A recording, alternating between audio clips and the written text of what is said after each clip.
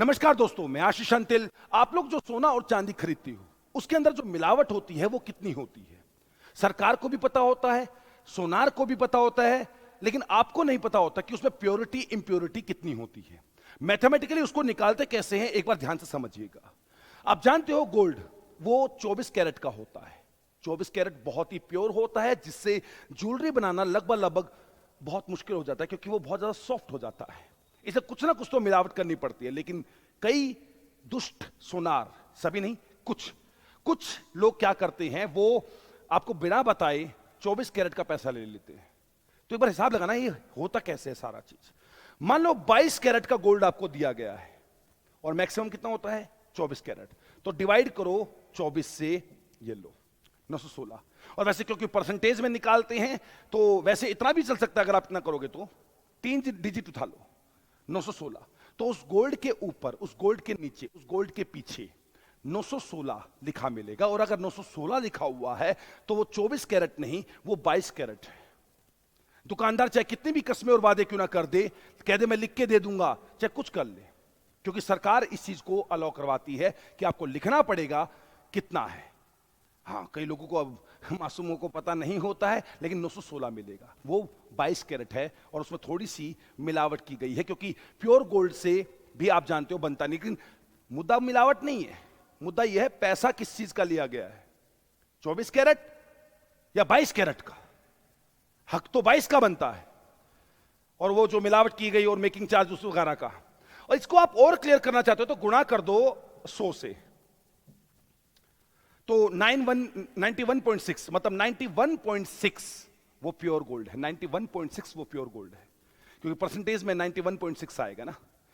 ऐसे ही माफी चाहूंगा, मान लो 18 कैरेट है मैक्सिमम, 18 को डिवाइड करो कितने से, 24 से, 0.75, 3 डिजिट होना चाहिए।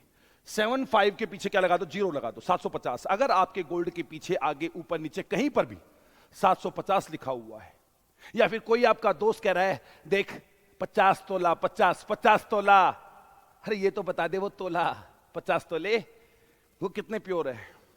क्योंकि प्योरिटी जितनी कम होगी गोल्ड की, रेट उतना कम होता चला जाएगा, है ना। वो 0.75 यानी वो 18 कैरेट है, वो 24 कैरेट है ही नहीं। अब कहने दो उसको 50 तोला, तोला खैर अलग चीज होती है। और अगर मैं इसको गुणा करूं 100 से, परसेंटेज में लूं तो 75, मतलब 75% उसमें गोल्ड है और 25% उसमें बाकी मिलावट वगैरह है। ये तो परसेंटेज को, जो भी है उसको डिवाइड कर दो 24 से। अगर आप निकालना चाहते तो 20 कैरेट का 20 को 24 से भाग कर दो, 16 को 24 से भाग कर दो, 14 को 24 से भाग कर दो, डिवाइड कर दो, डिवाइड। दूध का दूध, पानी का पानी हो जाएगा, आपको पता चल जाएगा उसमें कितना परसेंटेज क्या है। अब ये तो रही एक बात, और दूसरी बात जो बचती है वो ये बचती है, उस पर साइन। एक ये हॉलमार्क का साइन होगा जिस पर मानक होगा, एक प्रॉपर तरीके से लिखा होगा, पथ प्रदर्शक, है ना। BIS का जो साइन होता है, ब्यूरो ऑफ इंडियन स्टैंडर्ड का साइन होता है, ये लोगो हो मिलेगा। गोल्ड के पीछे अगर ये ना मिले, छोटा सा जरूर मिलेगा, तो वो गोल्ड लेना नहीं चाहिए, क्योंकि फिर उसकी कोई गारंटी नहीं है वो गोल्ड कैसा है। हालांकि बिना इसके वो बेचा नहीं जा सकता, लेकिन भारत बहुत बड़ा देश है, यहां बहुत कुछ होता है? उसके ऊपर कुछ ऐसे नंबर भी मिल सकते हैं, 22 के 916 मतलब 22 कैरेट है। हालांकि कैरेट की स्पेलिंग CARAT होती है, लेकिन कोई बात नहीं, ऐसे लिखा जाता है। 22 के 916 मतलब ये 916 का मतलब 22 कैरेट है। 18 के 750, मैंने आपको बताया था 750, 14 के 585, ऐसे कुछ करके लिखा मिलता है ना।